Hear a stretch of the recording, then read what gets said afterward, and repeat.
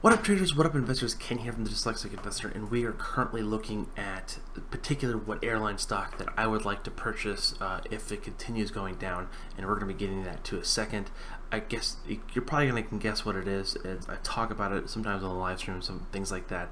Not being the hugest fan of the airline company right now, but having to look at an opportunity saying that we could see basically not a low but a slightly grinding lower, and I'm going to give you some points that I'm looking at with the overall airline industry. That being said, this thing kind of caught my eye. I've been following this for the past 2 or 3 days, that the EU or the European Union are debating, twiddling their fingers, looking at potentially blocking US citizens or people coming from the United States to visit or go to travel beginning the 1st of July. But again, this is not official yet. They're just milling around, they say. They're twiddling their fingers. They're thinking about it. Of course, this is going to be, I'm not sure how much travel is going to be happening even though at that point. But that being said, they are also restricting potentially Brazil and Russia, but people familiar with the matter, doing air quotes, are saying that China would be on the allow list, which I find kind of strange, but that's whatever. And what metric are they going by? They're going about how many cases are adding throughout the day or throughout the week, if it's flatlining or is it going down or curving up. That being said, we're not going to get into that the politics of that, but with the particular of it getting into what airline company I would really like to get into, it basically comes into Southwest. So Southwest, guess what, does not fly across the pond to either direction, south or west, or south, doesn't go across the Atlantic Ocean or the Pacific, so we're going to be completely fine, especially there aren't any flights to Europe. So again, I think people, the overall long term of Southwest is still somewhat intact. I'm not buying it right here. We're going to be jumping to the charts here in a little bit to kind of discuss on what price target and being very vigilant on where I want to buy that stock at, and really do a very calculated bet for a great risk to reward potentially. So this is kind of getting, again, you can kind of see the gears turning here of like, okay, so if I can't go to Europe potentially, and even though if they're just even thinking about it, this could kind of just put a damper on some people's travel bans of just like, hey, I don't want to take the risk of potentially not even having to be stuck in quarantine for 2 weeks when I get to Italy or when I get to Germany or whatever country, France. I think this is going to be kind of a wake-up call for a lot of people, and they're going to be, like we talked about on our last live stream on Sunday, or the previous Sunday, about Thor Industries. A lot of people are going to be renting RVs this year. They're going to be traveling in the United States borders. They're going to visit some of the great landscapes and places that here in the United States, like you can go to the Grand Canyons, you can go all the way down to see the Mississippi, you can go to see all the different very mountain ranges we have. We have great state parks. We have a huge dynamic fields of scenery to things to do. So I think people are going to start discovering that. My only concern is someone with the Southwest stuff is the overall potential of the business.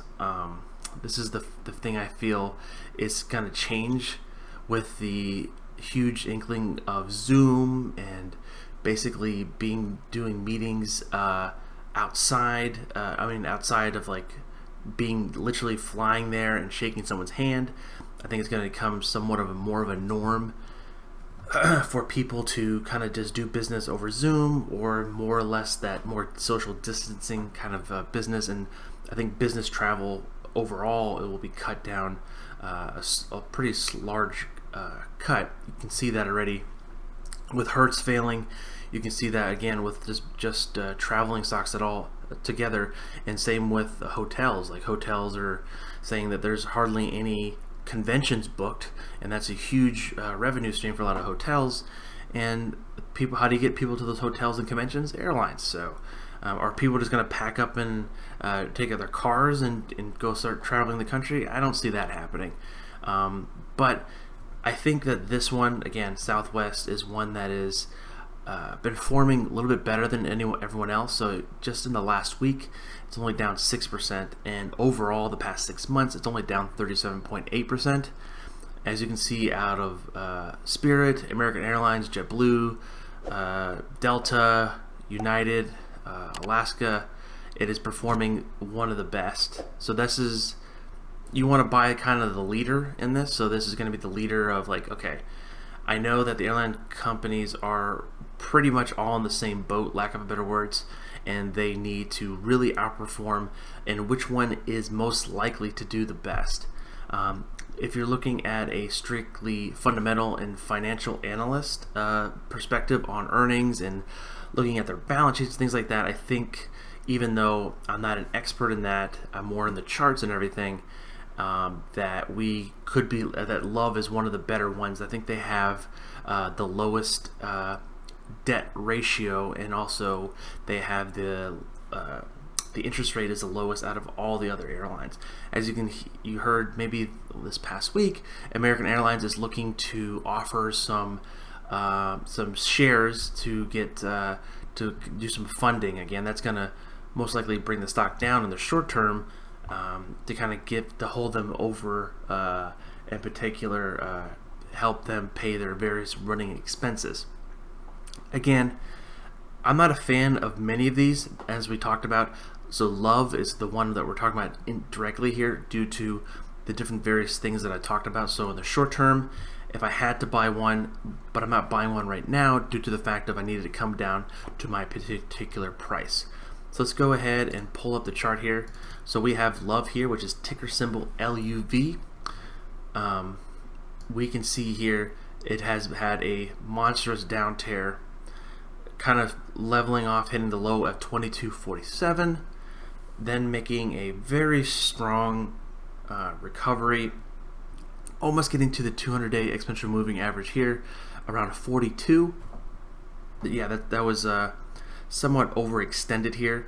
I got a lot of comments about this particular call right here. I call this the middle finger, the FOMO trade, where it's the first knuckle, and then you have the middle finger, and then the third knuckle, kind of give you the finger of like, hey, there's still more downside here. And guess what it was? We're not really seeing that pattern somewhat here. The only thing is that this is not a drastic downturn like this one here. We did gap down a couple days here, but that 21 really came in for some support here.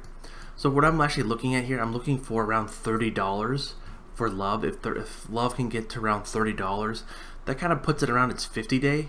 And a lot of value investors, doing air quotes, will be looking at this price target as well. So their philosophy is like, oh, the 50-day is the golden standard of this. But if the ticks and the starts breaking through the 50-day, we could be seeing some much further downside there.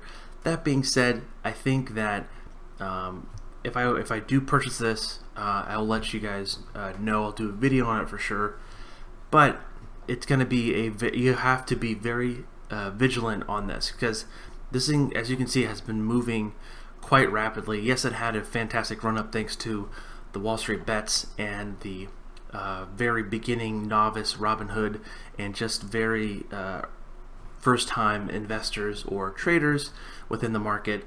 That kind of flopped them out. You're seeing that huge sell off here. It did close below the 21, but it kind of rebounded, and it's kind of holding steady.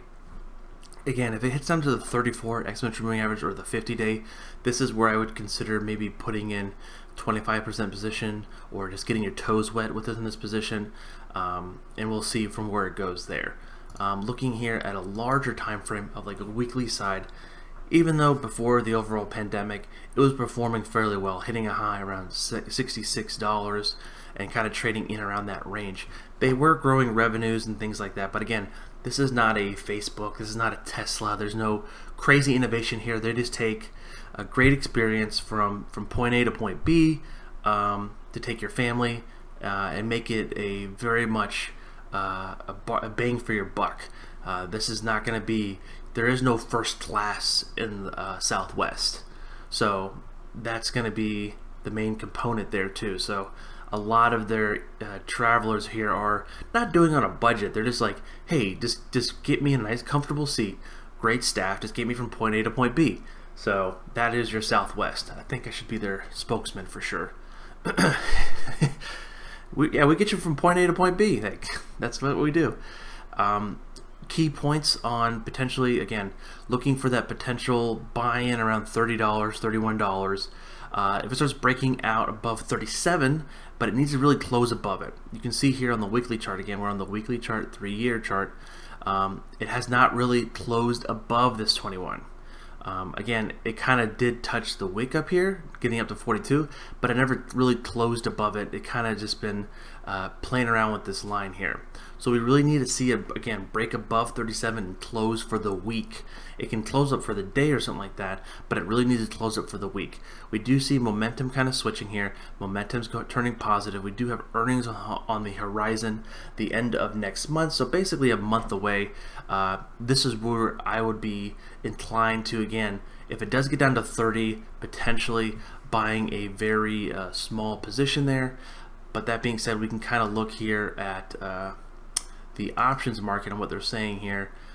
The 23rd, so this would be the 24th. So they're saying plus or minus $6. Where we're at right now, $6 is basically will take you up to like the $40-ish range, which is near its higher point, or $6 lower would be around $28. So we're saying for a pretty large swing, we can kind of draw this line. We're going to draw a little fantastic little box for folks to kind of understand. So 28-ish. Again, this is what the market makers are saying. This is not what I'm magically pulling numbers out of my head or other parts of my body. We are looking for what the market makers are saying. Again, how you do that is looking at here and then seeing the plus or minus $6. So this is kind of the particular range. If things start going above that or below that, that would be somewhat concerning. Again, things really need to shift with the overall pandemic, and I think the mindset of a lot of the American travelers and American business travels will be kind of a damper on this. So the overall quarter will give us a better insight of what's going on, what is the management team thinking, and so forth. So that's my game plan for this one. I know this was kind of a long-winded one. Hopefully people kind of enjoyed the overall thought process of what I'm going through and how I putting the psychological spin on things. Again, guys, thank you so much for watching. Don't forget to like and subscribe. And if you're interested, we have some links down below. We have the Discord. You can join here as well. Fantastic stuff. We do different trade ideas, live market stuff, really fun things there. We got about 350 people in there. We also have a Patreon page if you're interested on joining that for some ongoing sharing of watch list and other various things to support the channel. And then we also have a link down below for Tastyworks, is what I use for trading options and shorter dated stuff. That's an affiliate link down below if you want to help support the channel as well. Again, guys, thank you so much for watching. This is Ken from the Dyslexic Investor, and I'll catch you guys on the flip side. Peace.